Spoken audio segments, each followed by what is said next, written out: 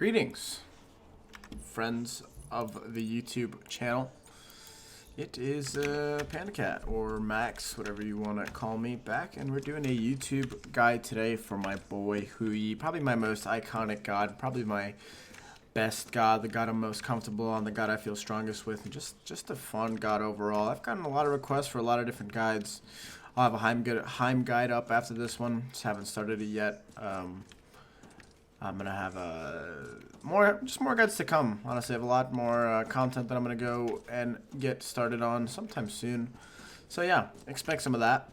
Yeah, we're gonna be doing an in-depth guide, the same type of style that I did with the Uller guide.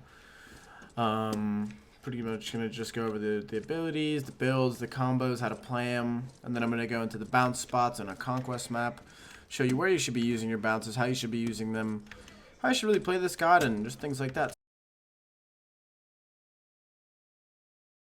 So, let's start it. Going over Hui's kit, we have Sun Touch. This is passive. Very useful passive, especially in a meta where crit is very prevalent. After taking a critical hit, Hui can no longer be critically hit again. And all this means is that, I mean, it's kind of word for word. Once you're crit, you have a crit protection for 3 seconds. So, it makes him extremely hard to box as another hunter. Because he can continuously crit you, but you can only crit him once every 3 seconds. Very nice passive. Actually overlooked a lot. Nobody really pays attention to it, but yeah, good to have. His one, it's the playmaker. It's basically the bread and butter of his entire kit. It's what makes Hui. It's what makes him an interesting god to play, an interesting god to watch, and just himself. It is called Ricochet. Essentially, it is a straight line projectile that just ricochets off of walls. It can bounce up to 3 times, so it can hit a wall, bounce off the wall, hit another wall, and bounce off that. It's making it a triple bounce. And what this ability does is it increases the damage only to gods when you bounce it off a wall. So meaning the second bounce is 40% more, and the third bounce is 40 extra percent. Jeez, my English. So if you want the most damage, you want to look for multiple bounces on a god, or at least have the arrow bounce multiple times before actually connecting with the god. Meaning instead of the first arrow, the second arrow, it'll do more. Understood? Very, very simple ability, but an ability that has a lot of playmaking potentials. A lot of crazy ricochets have been done in the past. We've hit some crazy ones in the SPL and ranked in different spots and places, and it's a pretty sick ability. Just gotta get used to it. I do recommend playing this ability on normal cast to be able to kind of see where the ricochet is gonna go, where it lines up with things, how far it goes, where it ends, where it's like start, you know, like just different ways to aim it around. So I think this is the only ability you really should not have on instant cast. So yeah, Ricochet, his first ability. We're going to be maxing this ability. Second ability, Mark of the Golden Crow. It is this circle. It's like a mark. You basically, when you see a god, you can put the mark on them. And what this does, it actually buffs the rest of his kit. Just the ability itself, you take the enemy marked by the mark, gets an increased damage taken for every 10% of their missing health. Meaning, every time you take away 10% of their health, they take percentage more damage. It's just a damage increase, essentially. But this is what makes Hui unique. It's what makes him usable, what makes him fun, is that when you have the mark on somebody, you are able to stun with the 1. Otherwise, I'll show you. Let me go reduce my cooldowns real quick. Sorry. Probably shown this before. When you have the mark on somebody, they become sort of your target, meaning that you're going to want to be hitting them in a team fight, because obviously when you're hitting them, they're losing their health, meaning the mark becomes more effective. And you can also stun and knock them up and slow them with the rest of the kit, which I will show in a second. So we have a mark here on this guy. You see we use it on him. He is stunned. We have no mark on this guy. No stun. See? So make sure if you're hitting somebody, you have your mark on them. You're missing on a lot of damage and a lot of playmaking potential if the target you're hitting is not marked. Going into his next ability, it's called Dive Bomb. It's Hui's escape. Essentially, he just goes into the air. You can choose where you want to go. You can go close, far. You land wherever you choose to land. Pretty much land in the middle of the actual circle targeter. So, you know, that's a good way to know where you're going to be landing, if you ask me. And once again, this ability also works with the mark. So if you see we just jump on this Odin bot, without the mark, nothing happens to him. He just takes damage. But if we mark this Odin bot and then jump on him, you see he does end up getting knocked up. So if you have a 2 on him and you 3 him, they get knocked up. If you have a 2 on him and you 1 him, they get stunned. Things to keep in mind for when playing Hui. The escape it's not actually that great of an escape dive bomb because it doesn't cover too much distance. It's pretty easy to follow, and it's more of a good way to get in and get a solo kill on your opponent. But it is also a great escape because it does go over walls and things like that, and you know, you could kind of stay in the sky while things are happening down below you, sort of like a Freya ult, just not as long. So yeah, use it wisely, use it effectively, and you'll have a good time. And his last ability, of course, Sunbreaker, is Huyi's cool ult. Essentially all it does is he drops the sun, and it hits, I think it's 8 times? 9 arrows, sorry. 9 arrows into the sky, which all come down one by one. It's just a huge AoE ult. It's a good zoning ult. It's a good objective ult. It's a good soloing ult. I use this ult a lot to clear waves, so I can just back. What you do is you just drop the ult, you walk away, it'll clear the wave for you. Gives you some time to back or do whatever you want to do. So, if you have your mark on somebody, you remember that the mark amplifies all the other abilities in some way, shape, or form. If you have your mark on a target and you ult them, they become slowed inside of the ultimate. So, very, very important that you're using your 2 in combination with your other abilities.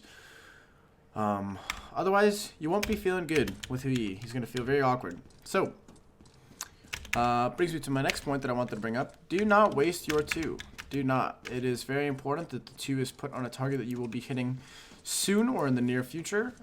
Because as soon as, like I said, as soon as the 2 is down, you are losing out on a very, very big portion of damage and playmaking ability.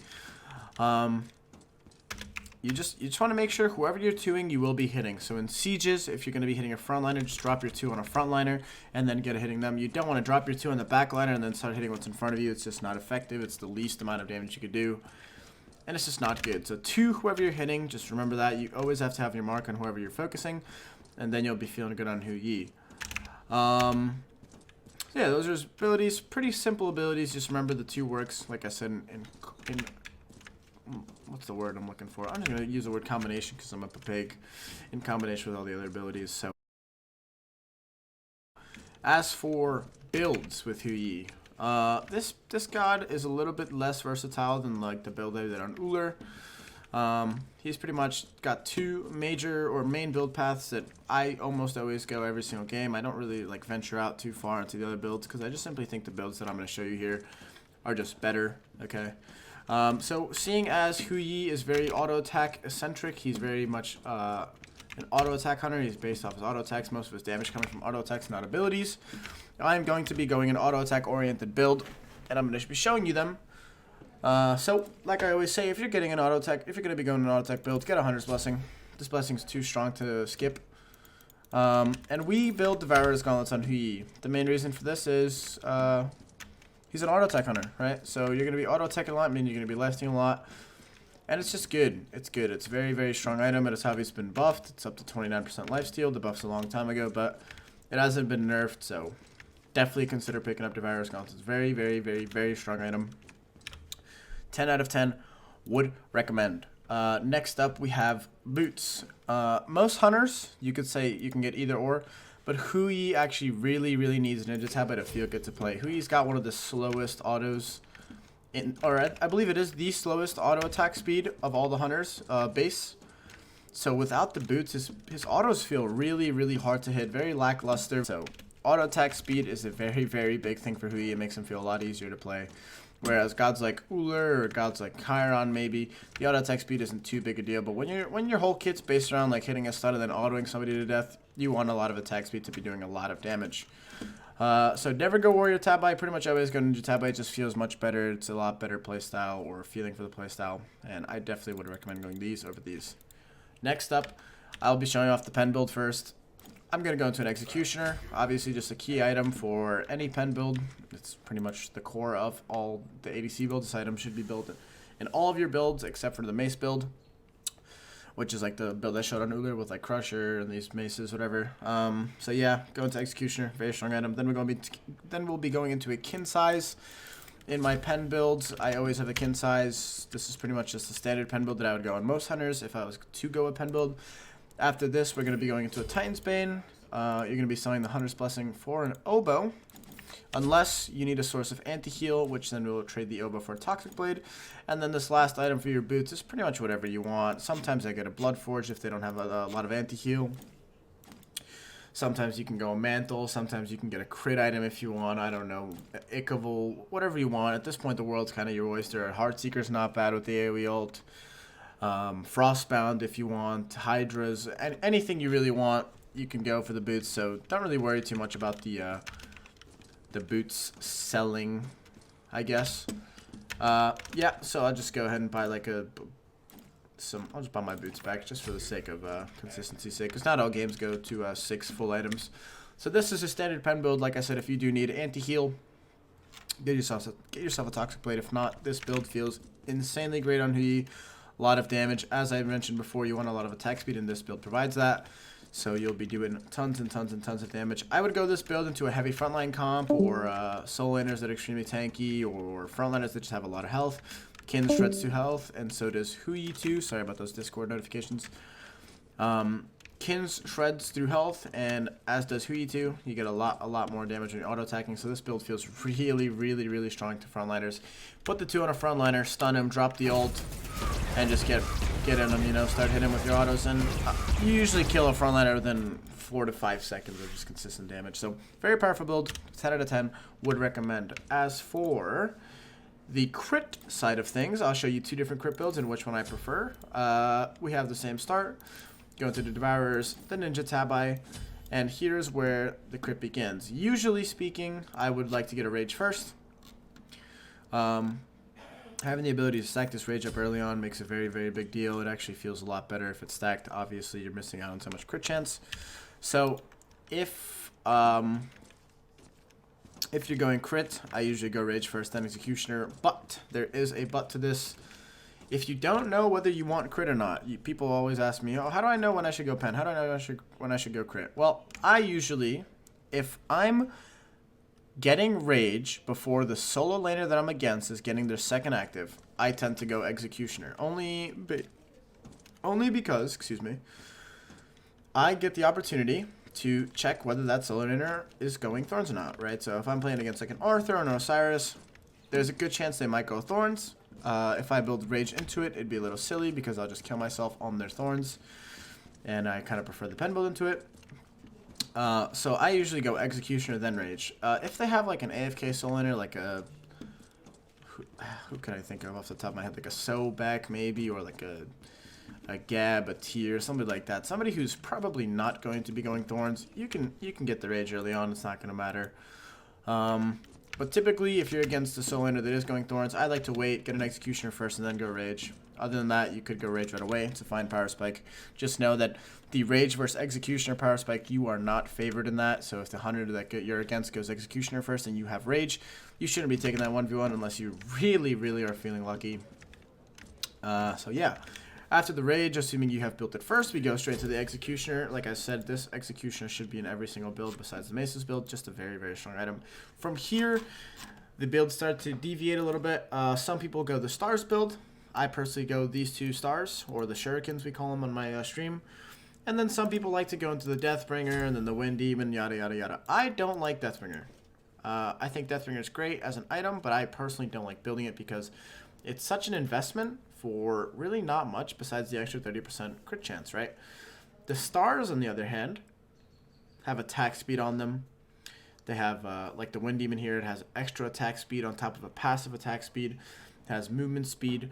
This star has a slow, which helps you hit your auto attacks, and on top of that, a 15% damage output reduction, I guess. It's kind of weird to word that sentence, against the players who are diving you. So in a build like this, you are feeling real nice because your attack speed isn't that low. You're at 1.94. If you get a purple buff, you're over 2. You're feeling great. This build's extremely strong. I build this build on all hunters, pretty much. Any hunters that I'm going crit on. Spectral does counter the build a little bit, but as I have said previously, I have overreacted to the Spectral changes, and you know, it's just not as simple as like, oh, just build Spectral and crit is useless, because not everyone can go Spectral. It's not always the best for the build path, and more often than not, if you're ahead in dual lane, which you typically are if the game's going the way it's meant to be, you can get a lot of your crit online before players can even build Spectral, unless they're straight up rushing it. Yeah, which in that case you can try to optimize away from going crit. But you can pretty much get a lot of crit chance before somebody can even get a Spectral online, and that can be a huge impact on the game. It can be a huge turning point. So I was wrong about crit being super bad and not buildable because of Spectral. Spectral's great, but it's just not bought that often. It's hard to fit into builds. And I was simply an idiot. That's all. The big thing here is that crit gets heavily mitigated by protections, so you really need to get a Titan's Bane. I always get Titan's Bane for my 6th item, no matter who I'm against, no matter what the case is, unless I'm against literally 5 squishies.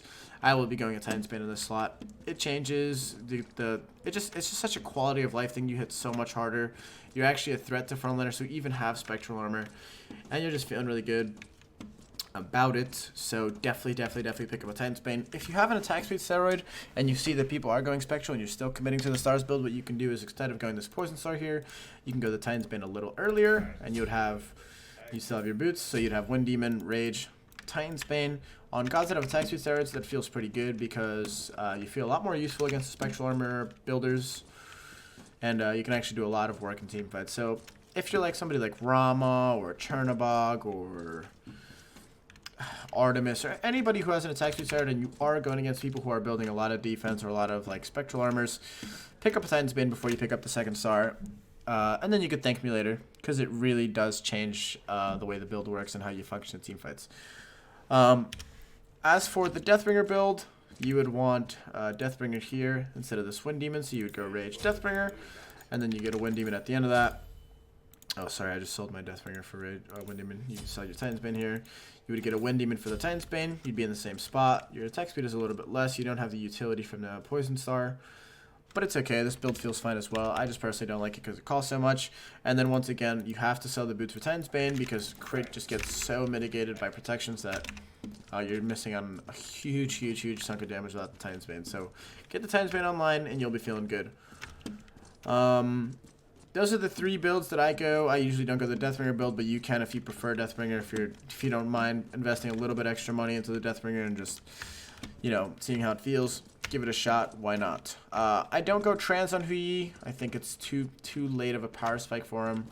I don't think he needs the mana at all. I never find myself going He doesn't have too many great scaling abilities. For instance, this one is what's the scaling on his one? I don't even know what the scaling is on the 1 percentage-wise. But his 1 doesn't have great scaling, I don't think. His 3 obviously doesn't have great scaling, and his ult is kind of whatever. You're not really hitting anybody with like all 9 suns. It's pretty much like a just slow and kind of burst in it. So all the power and stuff that you get from trans you don't really need. On top of that, it really delays the kin size and all the attack speed that you really need from the other items in the build. So I personally never go trans on Hui. I've never done it in the past. Even when trans was meta, I still prefer devs.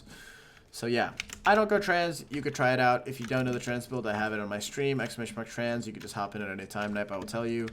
Or there's a bunch of videos where I go over all the trans builds and what you could do with them. So that's for the builds.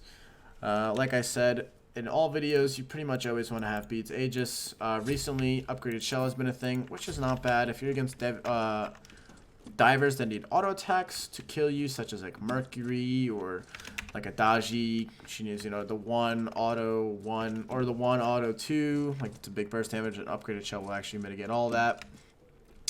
Any god who really relies on auto attacking you a bunch to kill you, an upgraded shell would do fine.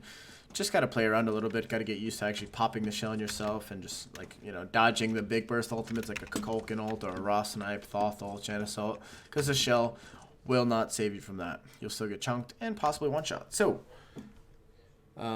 yeah, build I usually go beads Aegis, but you can go beads shell if you like. For pots, pretty much just grab a multi. On my way to lane, I grab a multi, 2 health usually. If I'm not fighting, I can grab 1 less, or if I'm fighting a lot more, I'll grab 3 healthy, 1 multi, and just conserve my mana a little bit more. And then yeah, obviously just wards and stuff like that throughout the game. Let's move on to combos and how do you really play Hui? How do you play Hui? Like I said, Hui is a very simple god, but how do you play him? So we've been over this in the beginning of the video. His kit revolves around having his 2 on the target, right? So you want to start with your 2 on the target. When you're autoing, you want to just hit him. When you're ready, you want to look for a stun. With that stun, you can either full commit with the ultimate and keep him stunned in the ultimate like this. You can jump in front of the ultimate to throw him back in. You could jump first and then stun. This is a combo I find myself doing quite often. Let me sell this Deathbringer. I feel so slow with it. What was I saying? I prefer, I have my mark on my target, right? If I'm just clearing waves, I'll be maybe looking for him. If you're gonna go in, I usually jump in on them. You see they get knocked out by auto, then stun, then auto, then ult. If they have an escape, keep in mind, because the ult placement can vary depending on what they have, right? If they have an escape, you might want to place it a little further so that they're forced to dash through part of it. If they don't, then you could put it right on top of them. Things like that. But for the most part, it's a very, very simple kit. You just want to have your 2 on them, go for a stun. You're going to be doing a lot of damage. Auto attack them, auto attack them, auto attack them forever, pretty much. And then if they start to get away, you can jump after him, drop an ult, do whatever. It's really dependent on the scenario. Another great combo is the stun into the ult. Give me a couple seconds for my ult to come back up. This ensures that you will get them in the ult and they'll take more stuns. So what you do is you auto stun, then drop the ult on top of them. He'll be stuck in that ult for a good bit. You can also manage to kind of throw him back into the ult or keep him in the ult with your jump, because if you jump in front of somebody, they'll be knocked back. And if you jump on top, like so, if this Autobot's running away and I jump in front, he kind of jumps. Well, it's because he's autopiloting, but I'll show you this guy, guys. If you jump behind him, he'll jump that way. If you jump in front of him, let me show you, he'll jump the other way. Oh, okay. Okay, really? If you jump in front of him, he'll jump the other way. So if the ult's behind him, for instance, if the ult is here, right, and you want to keep him in, I would jump behind him and kind of bop him into the ult and keep him there. And if the ult's in front of him, vice versa. So that's a little unique thing you can do with UE. I don't see people do it too often, you know, getting in front or behind. It's kind of like a Hebo knockup, where you can kind of manipulate the way they're moving based off of their movement. That's pretty much just how you play Hui. Just hit what's in front of you, mark them, stun them, and just hit them. It's a very, very simple kit. If something is incoming, you jump, you stay in the air for a second, or maybe you don't stay in the air if you know for sure where you're going to go. So, for instance, if somebody's ganking me from this way and I'm jumping forward, I'll insta-jump. But if I have a couple paths, for instance, I'm in the jungle, I could jump over a rock, I could go this way and somebody's under me. I'll look around, and then I'll kind of go whichever way I choose, or whatever way I see fit is better for the scenario. So, kind of can play some mind games with this. I've done it before when you're going for solo kills or like lane opportunities. I'll even put a clip of me and Dardas having a very nice 1v1 in the end of this video, where I stay in the air for a second, bait out his jump, and then land on top of the jump. Because people just don't know, and a lot of people expect the insta jump, but I don't always insta jump. You could kind of mess with people's minds. So in an ideal world, I'm coming up to my ADC, throwing my mark in them before I do anything, looking for a stun. If I hit the stun, I'm just autoing her down. That's pretty much it. Obviously, these aren't ranked players or real players, they're just AI, so the gameplay is going to look a little silly, but it's pretty much that simple. You walk up, look for a stun, drop the ult, and there's 10 of these guys now. Drop the ult and go ham. You can either jump in or jump out depending on the scenario. Very simple, very easy. Not much work that you have to do. Like, just hit your stun. If you hit your stun, the rest is cake. Hitting the stun can be tricky, so get used to the ricochet and where you can hit them. That's it for this portion. I'm gonna go into a conquest map and set the recording back up, and I'm gonna show you where the bounces in the lanes are, where the bounces in camps are, and just kind of show you why Hui is very, very strong and picked highly very often in competitive play. Just because his one is extremely useful for camp clearing. It's a triple, like if you can triple bounce a camp, you're essentially hitting it with 3 of your ones, which is obviously way more damage than any hunter who can't use 3 of the same ability on one camp. So I will be right back, and we're going to cut into the conquest part of this guide, going over some bounces, and that's that. I'll see you there.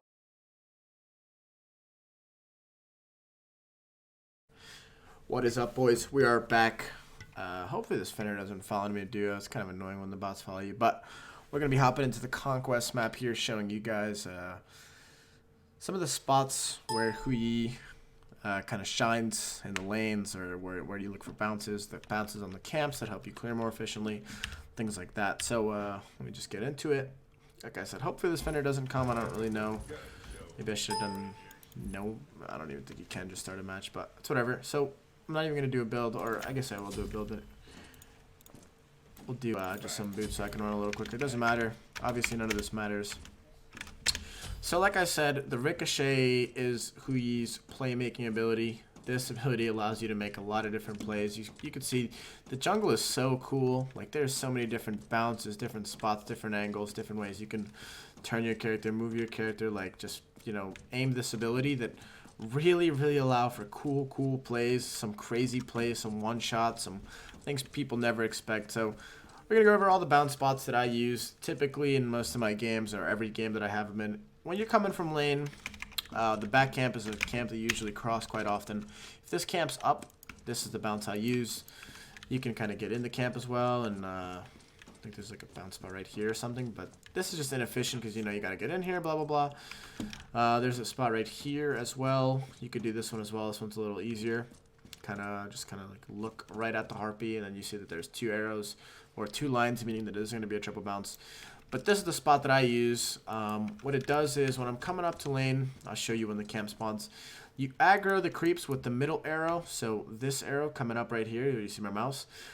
The bounce will hit both of the creeps, the middle and the left one, and then the right will be cleaned up by the last arrow. I put it a little closer like this, just so that the 3rd bounce actually does hit. So when I'm coming to lane, you see it hits most of the harpies, and you keep on running, they'll die pretty quick. If it's not level 1, you'll do a lot of damage, and they'll pretty much almost always get one shot by that, if not 1 extra auto. So that's a really sick way to farm that. The red buff has this spot here. It's a little tricky to line up, and make sure you don't rush when you're actually left clicking, because sometimes what will happen is you'll either shoot out this way or shoot out behind you, and you do waste a lot of DPS. And camps like this, where the arrow only lines up with the middle one, you're going to want to pull it first and then take a back step. This way you see all of the characters line up. And then when you shoot it, you can move over, and all the, all the buff camps will kind of come in together, and then you'll be able to hit them all 3 of the camps with the arrows. If you can't line up the triple bounce, or you don't feel like it, I use a double bounce all the time as well. Just the 1-2 does the job. Usually just takes some more autos.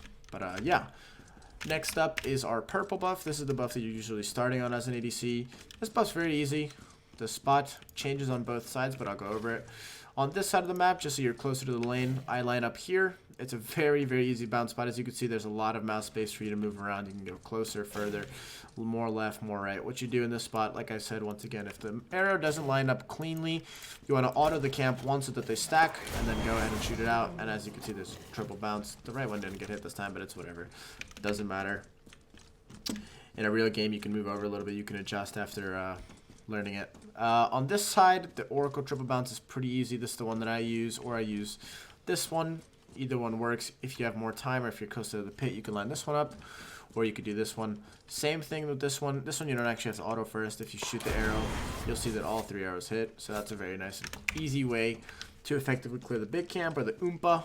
Going over to this side, I use the same thing on this side. There's this one that's pretty easy to hit.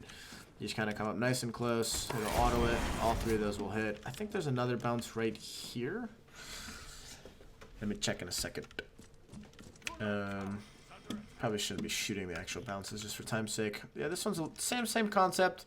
You kind of just come up, hit it, boom. You see all 3 lines would hit right here. If you want to make sure you can get it a little closer, just make sure you don't like flick it off and then screw it up, because it does actually you know, waste time, and time is valuable in Conquest because there's a lot of plays to be made. On this side, same thing. You want to be closer to the lane, not further in the lane, because most of the times where there's a triple bounce, if you walk to the other side of the camp, the triple bounce is still there. So for here, you obviously want to be running into lane as fast as possible. So the bounce is very simple here. Like I said, a lot of room to work with, just like on the other side. You can move the mouse to the left, to the right. You can move your character over a good bit. So this bounce is very easy, and I do recommend using this one all the time. For starting your purple. Let's see, the red buff, I don't remember what the bounce is here. I think this is the trickier bounce, but it's not too bad. Oh, here he is. Okay, so yeah. Bounces here again. You do have to line it up a little bit. It's, you know, can be a little finicky, but it's okay. Line it up right here. It's a very easy spot to be.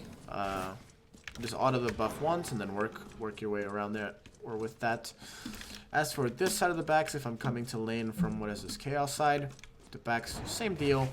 You aim it kind of right in between like this like branch thing and this thing. You kind of get this triple bounce area right here, and you can kind of go ham and pop those cams. Oh, this guy does not kill me.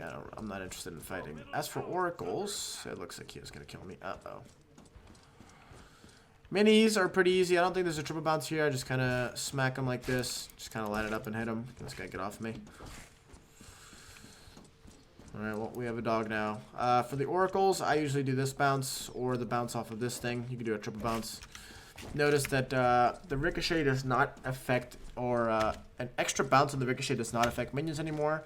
It did at one point, but no longer. It was nerfed. What the hell are you doing, dog? Literally, dog. So yeah, those are all the buffs, or I guess I can go to speed side just in case you're ever at speed and do these ones as well. For speed, I think there's an easy bounce right in the camp. Yeah, there it is. This is the easy speed camp bounce. I think there's a bounce for the back camp as well. I believe these are all pretty easy. I mean, if you took any math in high school that worked with linometry, if you will, you'll know that these are not very hard to do. I'm not going to go over the speed side of things. No point. You can kind of work with it yourself. This mid camp, if you're playing Hui Yi mid, actually there's an easy bounce here as well. I've done this plenty of times. You just kind of, where is it? It's right here. What? Where is this bounce? Alright, here it is. Here it is. Sorry, I was too far over. So you don't want to go too into the pit. It's right here. Very easy triple bounce. If you have like 2 or 3 points in the ricochet, this thing will literally kill the camps instantly. You can just kind of line it up and pop that thing. So those are pretty much all the buff bounces. Now we're going to go on to lane bounces and some interesting bounces that you can look for in lane. I will say I see a lot of Hui Yi players who are in lane against me who are just staring at the wall and backpedaling. And what will happen is when you're staring at a wall and backpedaling, eventually the targeter does not reach the wall anymore. And what they don't notice is as they're backpedaling away from a wall, right? So they have the bounce lined up, and as they're backpedaling away, they'll shoot it, but the ricochet never even hits the wall. And it's just a wasted ricochet at that point. You're not even hitting anybody, right? Some cool things you can do with Hui Yi is if you have minions lined up, you can almost always get a double bounce on them. So if you're having trouble clearing minions or you want to speed up your clear, but you can get to a wall, double bounce these bad boys. Just speeds up the clear a tad. Not too much, nothing crazy. It's just essentially an extra one. In lane, so these are the fun bounces, the ones you can get a little creative with. There's a lot of bounces that are just very normal, just off these walls. You can see the lines, right? I'll find myself marking somebody and then looking for a wall bounce just based on their movement. You can go into the triple bounce walls where you can try to get an even cooler ricochet. I should have turned off lane minions. I'm an idiot. It's my first time doing the conquest thing, so bear with me. You can kind of angle yourself more towards the wall, look for a triple bounce. So if the guy's like over here somewhere, you have a mark on him, you can kind of see maybe he walks that way, shoot it out. If he gets hit by that third bounce, which visually the bounces bug a lot, but if he gets hit by this third bounce here, he'll be taking a shitload of damage. I pretty much, from levels like 1 through 8, I'm using my 1 to clear the wave. Okay, I'm not using my 1 to poke the enemy, because Hui Yi's clear is pretty lackluster. His actual wave clear is pretty lackluster. It's actually like one of the weakest parts about Hui Yi is that he doesn't have much pressure in duo, because his clear is not great. So you want to make sure you're trying to clear those waves. In towers, there's a lot of interesting bounces in towers. There's a couple that I've done in the SPL. There's a couple that I've done in ranked. I've pretty much hit every bounce on the planet on this god at this point. Some of them I know by heart, some of them I don't know. There's a couple different ways to play it. So there's like the bounce that goes around the back of the tower. That's very useful if people are backing. My map's blocking it, but if they're like right here, you could see you see it on my right side of my screen right now. Kind of get one of those in. If they're camping in the tower, there's a double bounce that I use right here really often. So if they're standing here, it'll go off the wall and then come back, and this will literally one-shot somebody if you hit it with like an item or two. There's some bounces off the wall here, but for the most part, the easiest bounce and the one that people forget the most is when somebody's trying to body block autos on a tower. You are just asking to get double bounced by a Hui Yi, right? Because this tower counts as a wall. The Hui Yi one, oh, I'm almost dead. Hui Yi one does not go through towers or phoenixes or walls at that, right? So, if you're next to a wall, you're asking to get tower bounced. You're just at, or wall bounced, and it hurts, man. It hurts a lot. Hui Yi ricochets can literally one-shot somebody. So if you're in lane, you can look for some cheeky tower ricochets. They're nice. They're not always like great to throw, because if you miss, sometimes you might. Oh, what the? Smell some smoke, yeah? Do you want some? I'll give it you. Sorry, adapting came to my lane. Yeah. These bounces are very simple. You can kind of just put your ability on normal cast and look around. In the jungle, this is where Hu Yi's shine the most. You see here, this is a short wall, and it's pretty much symmetrical, right? So there's a triple bounce here. If you're getting chased in the jungle, you might want to look to get into one of these nooks. And if the jungler is on top of you, if you hit this bounce, you will insta-kill them. Straight up insta-kill them. Like, an auto with that bounce, and if they take all 3 bounces, they will die very fast. Same thing goes for, like, corridors like this one, where you can get a nice double bounce, or even a triple bounce, potentially. Corridors like this one. All corridors, like things like here, where the walls are pretty close to one another. This is triple bounce central, right? A bounce like this will insta-kill people. There are some cheeky bounces that you can steal buffs with. For instance, this bounce is very useful. You can see where it actually goes, straight into the middle of the pit, typically where somebody has the purple pulled. There's some bounces you could look for on this side as well. They potentially can steal the enemy purple. This one comes from a lot further. I've used this one to steal purples. I've also had my purple stolen by Hui is using this one, where you're not paying attention. He shoots it from a mile away, and he does steal it. So if you're looking be a little cheeky, maybe you don't know where the jungler is and you want to just throw it out, this one can definitely steal a purple buff being right here, or being pulled right here.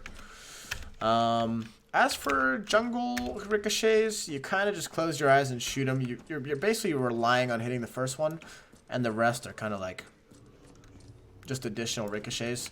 There's some cool ricochets at gold that could potentially one-shot somebody. Oh, God.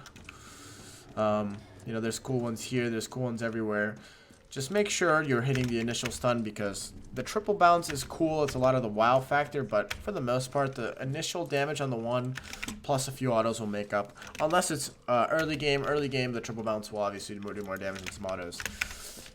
Lastly, I do want to go over the ult. The ult, it's not a very long cooldown. It's a minute and a half, but when you have waves like this, since Hui's wave clear is terrible early game, what I do super often, it's very nice. You see this wave stack up, I'll ult this wave and I'll leave. And what this does, it's a lane wide ult. Okay, so the enemy opponent can't walk through your ult, or else they'll take half their health. And you can kind of just back. It's kind of like a force field where you're clearing creeps and they can't clear creeps in the actual ult. Well, they can hit it from the outside, but you know, if it's somebody who needs to stand in the middle of the wave or close to the wave, then they're not really doing that. And it just gives you a good way to get pressure in lane for not having great wave clear with the one. And it's something I do very often. I do it in almost every SPL game that I'm in. I do it in all my ranked games. If I have a back, I'll come up close to the tower, drop my ult on the wave, dip on out of there, finish my item, or so on and so forth. Just make sure you're not doing it like recklessly to the point where there's no team fights where you have your ultimate up because you keep ulting waves. I'd say that thing is useful for like levels 1 through 9. But once you have like Dev's Gloves online and Ninja Tabai and 5 points in the one, you could just one and then auto attack the archers at extra time. It's not a big deal. I think that's it for the Conquest map, and I actually do think that's pretty much it for the guide as well. I'll go over leveling order actually. Leveling order, you max to 1. I then max to 2. % health is more important than extra damage on the 3, especially because this is also used in an escape. I don't really put points in my ult too often because it's 10 extra damage per sun, and you don't really hit them with most suns like 95% of the time. So I should do like 1, 2, maybe drop an extra point on my ult if we're gonna do an objective soon. It's like if I'm going to be 9 in my objective and we're gonna be doing gold soon, I want to have 2 points in my ult. If not, it's whatever. 4 objectives, actually, I should go over this while I'm on this map. If you're pulling a gold sphere, right, and your team's tanking it here, you're tanking it, you can either drop the ult on yourself here, or what I'll do a lot of the time, because the ult doesn't actually do like that little damage, it's good objective damage because the objective's not going to jump out of the ult.